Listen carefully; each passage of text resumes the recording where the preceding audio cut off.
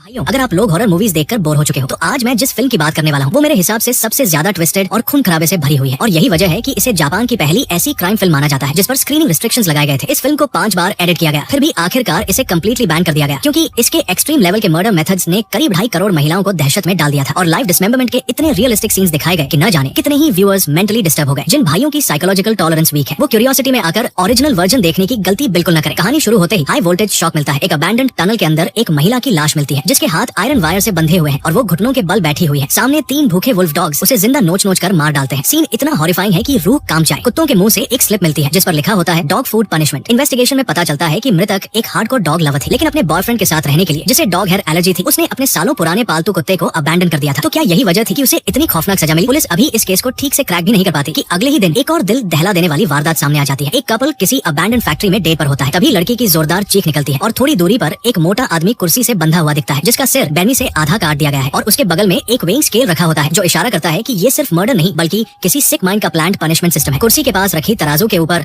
इंसानी मांस के टुकड़े रखे हुए थे और हैरानी की बात ये थी कि उस मांस का वजन बिल्कुल एक न्यूबॉर्न बच्चे के जन्म के समय के वजन के बराबर था। पुलिस जब मौके पर पहुंची तो वहाँ भी एक खून से सनी हुई पर्ची मिली जिस पर लिखा था मां बनने के दर्द को महसूस करने की सजा। जांच में पता चला कि मरने वाला एक टिपिकल मोटा बेरोजगार आदमी था जिसकी उम्र 30 के पार थी और जो दिन भर घर में रहकर मां के पैसों पर पलता और वीडियो गेम खेलता रहता था। हालात इससे भी बदतर थे क्योंकि वो अपनी मां के साथ अक्सर मारपीट और गाली गलौज करता था। तो क्या यही वजह थी कि वो इस खौफनाक अंजाम का शिकार बना? अब सवाल ये था कि आखिर किलर अपने टारगेट्स को आइडेंटिफाई कैसे कर रहा था। इसके बाद पुलिस ने दोनों मृतकों के बीच कनेक्शन ढूंढना शुरू किया और एक शॉकिंग सच सामने आया। दोनों की हत्या बारिश वाले दिनों में हुई थी और दोनों ही एक पुराने केस में जूरी मेंबर्स रह चुके थे जो एक छोटी बच्ची की हत्या से जुड़ा था। उस केस में एक मासूम लड़की को बेरमी से मारने के बाद कातिल ने उसके शरीर में सिलिकॉन भरकर उसे शेप दिया और उसका एक स्पेसिमेन बनाकर शॉपिंग मॉल में एग्जीबिशन के लिए रख दिया था। इस ब्रूटल क्राइम ने पूरे देश में जबरदस्त हंगामा मचा दिया था और जज व जूरी ने मिलकर आरोपी को तुरंत डेथ सेंटेंस सुना दी थी। लेकिन एग्जीक्यूशन से ठीक पहले आरोपी ने अचानक जेल में फांसी लगाकर खुदकुशी कर ली। ये सारी जानकारी मिलने के बाद पुलिस ने अंदाजा लगाया कि इन सिलसिलेवार हत्याओं के पीछे जरूर कोई ऐसा इंसान है जो उस पुराने केस के फैसले से जुड़ा हुआ था और अब अपना ट्विस्टेड इंसाफ खुद लागू कर रहा है। पुलिस का मानना था कि ये दोनों हत्याएं दरअसल उस पुराने आरोपी के लिए की गई रिवेंज किलिंग्स हो सकती है और जो लोग कभी उस बच्ची के मर्डर केस में जूरी का हिस्सा थे वो अब किलर के नेक्स्ट टारगेट्स बन सकते हैं। ये सुनते ही आजे के होश उड़ गए क्योंकि उसकी वाइफ भी उसी समय जूरी पैनल की एक मेंबर थी। घबराकर उसने तुरंत वाइफ को कॉल किया लेकिन दूसरी तरफ से कोई रिस्पांस नहीं मिला। असल में वो खुद काम में इतना बिजी था कि काफी समय से उसने फैमिली की तरफ ध्यान ही नहीं दिया था। लगातार नेग्लेक्ट से परेशान होकर उसकी पत्नी गुस्से में बच्चे को लेकर घर छोड़कर चली गई थी और तब से उसका कोई पता नहीं था। इसी बीच किलर ने फिर से वारदात को अंजाम दिया। एक जज जो अपनी पर्सनल लाइफ में काफी वुमेनाइजर था उसे हत्यारे ने सिर से पैर तक 2 हिस्सों में काट दिया और उसके बॉडी पार्ट्स को उसकी वाइफ और गर्लफ्रेंड को अलग अलग भेज दिया। साथ में एक नोट था जिस पर लिखा था प्यार को बराबर बांटने की सजा। इस जज की मौत से पुलिस पूरी तरह अलर्ट हो गई और तुरंत इमरजेंसी मीटिंग बुलाई गई। फैसला लिया गया कि बाकी बचे जूरी मेंबर्स को जल्द से जल्द लोकेट करके पुलिस प्रोटेक्शन दी जाए। लेकिन जब तक पुलिस उन तक पहुंचती बहुत देर हो चुकी थी। शख्स को बेहद बेरमी से मार दिया गया था। मौके पर जो सीन था वो रोंगटे खड़े कर देने वाला था। आदमी के मुंह में हजारों स्टील नीडल्स ठूंसी हुई थी जिससे साफ था कि किलर हर सजा को बेहद क्रूएल तरीके से एक्सिक्यूट कर रहा था। कमरे के अंदर खून की तेज बदबू और गंदगी की सड़ांध फैली हुई थी। ये सोच पाना भी मुश्किल था कि मरने से पहले उस आदमी ने कितनी भयानक यातना झेली होगी। पहले की तरह ही लाश के पास एक और खून से सनी पर्ची मिली जिस पर लिखा था 1000 सुइयां निगलने की सजा, जो कि आदतन झूठ बोलने की पनिशमेंट मानी गई थी। इसके बाद एक और औरत की हत्या सामने आती है जो जिंदगी में हमेशा ब्यूटी को लेकर ऑब्सेस्ड रहती थी। बार बार हाइलुरोनिक एसिड इंजेक्शंस लगवाती थी ताकि जवान दिखती रहे। उसे पूरी तरह नेकेड हालत में एक कोल्ड स्टोरेज में फेंक दिया गया जहाँ वो धीरे धीरे जमकर मर गई और इसे नाम दिया गया हमेशा जवान रहने की सजा। जूरी मेंबर्स की लगातार हो रही इन हत्याओं ने आजे को अंदर से हिला दिया क्योंकि अब जिंदा बचे जूरी मेंबर्स में सिर्फ उसकी पत्नी ही रह गई थी और साफ था कि किलर का अगला टारगेट वही होगी। जल्दी ही उसने पता लगाया कि घर छोड़ने के बाद उसकी पत्नी अपनी बेस्ट फ्रेंड के कांटेक्ट में थी, तो वो अपने कुलीग के साथ फौरन उस फ्रेंड के घर पहुंचा। कई बार दरवाजा खटखटाने के बाद जो दरवाजा खोलता है वो एक आदमी होता है जो बताता है कि वो उस लड़की का बॉयफ्रेंड है और वो आज ओवर टाइम की वजह से घर पर नहीं है। इसके बाद आजे बिना वक्त गवाए सीधे उस हॉस्पिटल की तरफ निकलता है जहाँ उसकी पत्नी की दोस्त काम करती थी क्योंकि अब हर एक मिनट उसकी वाइफ की जान के लिए खतरा बन चुका था। जब वो उसकी बेस्ट फ्रेंड से मिलता है तो उसका एटीट्यूड बेहद कोल्ड होता है और वो साफ मना कर देती है कि उसे उसकी वाइफ की लोकेशन के बारे में कुछ भी नहीं पता। लेकिन जैसे ही आजे बताता है कि उसकी पत्नी की जान सीरियस डेंजर में हो सकती है तभी वो सच बताने को मजबूर हो जाती है और कहती है कि उसकी वाइफ उसी के घर पर है। ये सुनते ही आजे ने राहत की सांस ली लेकिन तुरंत कंप्लेन करता है कि फिर तेरा बॉयफ्रेंड मुझे ये बात क्यों नहीं बता रहा था। इसी पल एक सवाल दिमाग में घूमने लगता है, वो आदमी आखिर था कौन जो मुंह में टूथब्रश दबाए दरवाजा खोल रहा था? सबसे स्ट्रॉन्ग पॉसिबिलिटी यही थी कि वही सीरियल किलर था और शक सही साबित होता है क्योंकि जब आजे फ्रेंड के घर पहुंचता है तो वहाँ पहले से ही सब कुछ खाली होता है, कोई नहीं मिलता। मौके पर फिर से वही फेमिलियर पैटर्न, एक पर्ची मिलती है जिस पर लिखा होता है काम पर जाने की सजा, जो साफ तौर पर किलर की तरफ से आजे के लिए एक खुला ताना था। इसके बाद सीन शिफ्ट होता है, फिर से बारिश का दिन होता है और पूरी तरह रूस के बिना आजे अपने कुली के साथ केस डिस्कस कर रहा होता है। अचानक एक आदमी जिसने फ्रॉग मास्क पहन रखा होता है सामने आकर अग्रेसिवली प्रोवोक करने लगता है। आजे बिना सोचे सबसे पहले उसके पीछे दौड़ता है लेकिन तभी सामने से आती एक तेज रफ्तार गाड़ी उसे टक्कर मार देती है। गिरते हुए वो अपने कुली को इशारा करता है कि पीछा जारी रखे। कुछ देर बाद जब वो रूफ टॉप पर पहुंचता है तो हालात और भी खतरनाक हो चुके होते हैं क्योंकि उसका कुली पहले ही उस फ्रॉग मास्क वाले आदमी के कब्जे में होता है और दोनों के बीच एक बेहद टेंस स्टैंड ऑफ शुरू हो जाता है। अपने आप को बहुत बड़ा समझने वाला वो फ्रॉग मास्क वाला आदमी आखिरकार सच उगल देता है। वो बताता है कि सालों पहले जो बच्ची वाला सिलिकॉन वाला केस था वो उसी का किया हुआ था और वो उसे अपनी सब सबसे बेहतरीन क्रिएशन मानता था, लेकिन जूरी ने उसकी उस आर्ट को एक मानसिक बीमार इंसान के सिर मर दिया, जो उसके लिए सबसे बड़ी बेइज्जती थी। इसी ह्यूमिलिएशन का बदला लेने के लिए उसने तय किया कि वो पूरे जूरी को खत्म कर देगा, ताकि दुनिया को साबित कर सके कि असली और यूनिक आर्टिस्ट वही है। आजे ये सुनकर सन्न रह जाता है। उसे यकीन ही नहीं होता कि दुनिया में कोई इंसान इतना ज्यादा ट्विस्टेड भी हो सकता है। तभी आसमान में छाए काले बादल अचानक हट जाते हैं और सूरज की एक तेज किरण सीधे फ्रॉगमैन पर पड़ती है, जिससे वो एकदम अजीब तरह से पैनिक करने लगता है। उसी घबराहट में वो अपना हाथ ढीला छोड़ देता है और उस पकड़े हुए पुलिस वाले को छत से नीचे फेंक देता है और आजे के सामने ही आराम से बिना किसी डर के मौके से चला जाता है। अपने कुली की मौत और बच्चे की सेफ्टी ने आजे को अंदर से तोड़ दिया, लेकिन साथ ही उसके अंदर एक मजबूत फैसला भी पैदा कर दिया कि वो किसी भी हालत में किलर को ढूंढकर पकड़ेगा। वो पूरे केस को शांत दिमाग से दोबारा रिकॉल करता है और नोटिस करता है कि फ्रॉगमैन हर बार सूरज की रोशनी से रिएक्ट करता था और उसकी सारी किलिंग्स हमेशा बारिश वाले दिनों में ही हुई थी। इन दोनों क्लूज को जोड़कर वो इस नतीजे पर पहुंचता है कि शायद वो किसी रेयर सनलाइट एलर्जी से पीड़ित है। इसी थ्योरी को आधार बनाकर आजे अगला कदम उठाने की तैयारी करता है। इसके बाद वो आसपास के हॉस्पिटल्स को एक एक करके चेक करना शुरू करता है। तभी एक महिला डॉक्टर, जिसकी आंखों में साफ घबराहट और बचने की कोशिश दिख रही थी, उसका ध्यान खींच लेती है। पूछताछ के दौरान बात पर्सनल और सेंसिटिव इन्फॉर्मेशन तक पहुंच जाती है, जिस पर वो साफ इनकार करते हुए कहती है कि ऐसी डिटेल्स बिना प्रॉपर वारंट के नहीं दी जा सकती और बेवकूफी की बातें बंद करने को कहती है। जवाब में वो बोलता है कि वारंट तो यही है, लेकिन जब वो फिर भी टालने की कोशिश करती है तो मजबूरी में वो अपनी गन निकालकर प्रेशर बनाता है और उसे मिंगशा की मेडिकल फाइल्स सौंपने पर मजबूर कर देता है। उन रिकॉर्ड्स के आधार पर उसे फ्रॉग मास्क वाले आदमी के हाइडआउट का पता चल जाता है। वो दरवाजा तोड़कर अंदर घुसता है और सामने दीवारों पर फैले क्राइम एविडेंसेस देखकर सन्न रह जाता है। तभी अचानक वो आदमी दरवाजे के पीछे से झपट्टा मारता है और दोनों के बीच brutal hand to hand fight शुरू हो जाती है, जिसमें आखिरकार वो भारी पड़ता है और उसे बेहोश कर देता है। जब होश आता है तो वो खुद को एक अजनबी कमरे में पाता है, जहाँ पास ही उसकी पत्नी और बच्चे के लाइफ लाइक मॉडल्स रखे होते हैं और सामने एक पजल पड़ा होता है जिस पर लिखा होता है, पापा मेरे साथ खेलो। फ्रॉगमैन उसे बताता है कि अगर पजल पूरा किया तो ही उसकी वाइफ और बच्चा जिंदा बचेंगे। गुस्से से उसका खून खौल उठता है, लेकिन फैमिली को बचाने के लिए उसे इस साइकोपैथ का गेम खेलने के अलावा कोई रास्ता नहीं होता। इसी दौरान ताना मारते हुए वो उसे खाने के लिए एक बर्गर भी भेजता है, जैसे ये सब उसके लिए सिर्फ एक सिक खेल हो। असल में वो खाना नहीं चाहता था, लेकिन भूख इतनी ज्यादा थी कि खुद को रोक नहीं पाया और उसे बिल्कुल अंदाजा नहीं था कि ये भी फ्रॉग मास्क वाले आदमी की एक चाल है। थोड़ी ही देर में आजे पजल के टुकड़ों को एक एक करके सही जगह पर लगाने लगता है, लेकिन तभी उसे एहसास होता है कि पजल पूरा ही नहीं है। वो पूरे कमरे को छान मारता है, मगर बचे हुए पीसेस कहीं नहीं मिलते। तभी उसकी नजर खाली जगहों पर जाती है और उसे कुछ अजीब सा लगता है। अचानक उसे समझ आ जाता है कि ये खाली स्पेसेस दरअसल कमरे का पासवर्ड हो सकते हैं। जैसे ही वो वही कॉम्बिनेशन एंटर करता है, दरवाजा खुल जाता है, लेकिन उसके पीछे भी एक और कमरा होता है। उस कमरे में खाना बनाने के ढेर सारे टूल्स पड़े होते हैं, टेबल पर कटा हुआ मांस और बाल बिखरे होते हैं और ये सब देखते ही उसके दिल में एक डर बैठ जाता है। तभी उसकी नजर फ्रिज पर चिप की वाइफ और बच्चे की फोटोज पर पड़ती है। कांपते हुए हाथों से वो फ्रिज खोलता है और जो वो देखता है उससे उसकी दुनिया थम सी जाती है। अंदर उसकी पत्नी और बच्चे के कटे हुए सिर रखे होते हैं। आजे वही जमसा जाता है, आंखों में आंसू भर आते हैं, मुंह खुला रह जाता है, लेकिन आवाज बाहर नहीं निकलती। उसी पल उसे ये भी एहसास हो जाता है कि जो बर्गर उसने थोड़ी देर पहले खाया था वो शायद उसी मांस से बना था। वो पूरी तरह टूटकर जमीन पर ढह जाता है और दिल से निकली एक बेबस दर्द भरी चीख पूरे कमरे में गूंज जाती है। निगरानी में ये सब देखकर फ्रॉग मास्क वाला आदमी खुशी से कांपने लगता है, क्योंकि यही उसकी नजर में सच्ची आर्ट थी। दूसरों का दर्द, उनकी टूटन और एब्सोल्यूट डिस्पेयर देखना। इसके बाद वो मास्क पहनकर आजे के सामने आता है और उसे पागलों की तरह प्रोवोक करने लगता है। जो आजे पहले ही पूरी तरह टूट चुका था, वो अपनी पत्नी के कातिल को सामने देखकर गुस्से से फट पड़ता है, चीखते हुए बंदूक उठाता है और बदला लेने के लिए दौड़ पड़ता है। लेकिन जैसे ही वो एक मोड़ पर पहुंचता है, देखता है कि फ्रॉगमैन एकदम शांत खड़ा है, हिल भी नहीं रहा। आजे ट्रिगर दबाने ही वाला होता है कि अचानक उसे सामने खड़ा शख्स कुछ जाना पहचाना सा लगता है। वो तेजी से आगे बढ़कर मास्क उतारता है और उसके पैरों तले जमीन खिसक जाती है। वो उसकी अपनी पत्नी होती है। तब उसे समझ आता है कि किलर ने उसे मारा नहीं था, बल्कि जबरदस्ती मास्क पहनाकर आजे को गुमराह करना चाहता था, ताकि वो अपने ही हाथों से अपनी पत्नी को मार दे। ये चाल सीधा दिल और आत्मा को मारने वाली थी, लेकिन किस्मत से वो भयानक हादसा टल जाता है। तभी किलर अपनी सिक फिलॉसफी बघाड़ता है कि वो खूबसूरत अंत चाहता है और ऐसा तरीका उसकी एस्थेटिक्स के खिलाफ है। और फिर सिचुएशन और भी क्रूएल हो जाती है। वो शर्त रखता है कि अगर बेटे को बचाना है तो सवामुरा हारुका को मारना होगा और आजे से कहता है कि जल्दी करो, इससे पहले कि उसका मन बदल जाए और उसकी आर्ट अधूरी रह जाए। पत्नी टूटते हुए खुद को दोषी मानती है, कहती है कि सब उसकी वजह से हुआ है और आजे से गुहार लगाती है कि उसे मार दो, जल्दी खत्म करो। दूसरी तरफ आजे पूरी तरह बिखर जाता है, कहता है कि वो कुछ भी करने को तैयार है, चाहे खुद मर जाए, बस पत्नी और बच्चे को छोड़ दिया जाए। पत्नी कांपती आवाज में अपने बेटे शोता से माफी मांगती है, कहती है कि वो डर गई थी लेकिन अब उसे बचाएगी और उससे आंखें बंद करने को कहती है। ये ऐसा क्रूएल सवाल था जहाँ कोई भी चॉइस हो, नतीजा सिर्फ और सिर्फ निराशा ही था। आखिरकार वो आखिरी दाव खेलने का फैसला करता है। तभी लगातार 2 गोलियों की आवाज गूंजती है। गोलियां दोनों के शरीर को चीरती हुई निकल जाती है। फ्रॉग मास्क वाला आदमी गोली लगने के बावजूद खड़ा होने में कामयाब रहता है, लेकिन आजे की सारी ताकत जवाब दे चुकी होती है और वो पलटकर हमला भी नहीं कर पाता। इसी बीच पुलिस वक्त पर पहुंच जाती है और पूरी तरह हार चुकी बाजी को पलट देती है। फ्रॉगमैन इतनी आसानी से हार मानने वाला नहीं था। भागते वक्त वो एक पुलिस वाले को घायल करता है और मौके से निकलने की कोशिश करता है, लेकिन घर के बाहर पहले से ही हजारों पुलिस वाले घेराबंदी किए खड़े होते हैं। ऐसे में उसका बच निकलना नामुमकिन था, जब तक कि उसके पंख न निकल आए। जैसे ही वो कमरे से बाहर भागता है, तेज धूप उसके शरीर पर पड़ते ही उसकी स्किन तेजी से गलने लगती है। वो दर्द से अपना पूरा चेहरा पकड़ लेता है और कुछ ही पलों में उसकी हालत इंसान जैसी भी नहीं रहती। आखिरकार वो पूरी तरह टूटकर जमीन पर गिर पड़ता है और वही उसे गिरफ्तार कर लिया जाता है। इस तरह एक और दौर का शैतान अपने अंत तक पहुंचता है और अब उसके सामने सिर्फ सख्त सजा उसका इंतजार कर रही होती है। तो भाइयों, आज की कहानी यही खत्म होती है। अगली बार फिर मिलेंगे एक नई कहानी के साथ।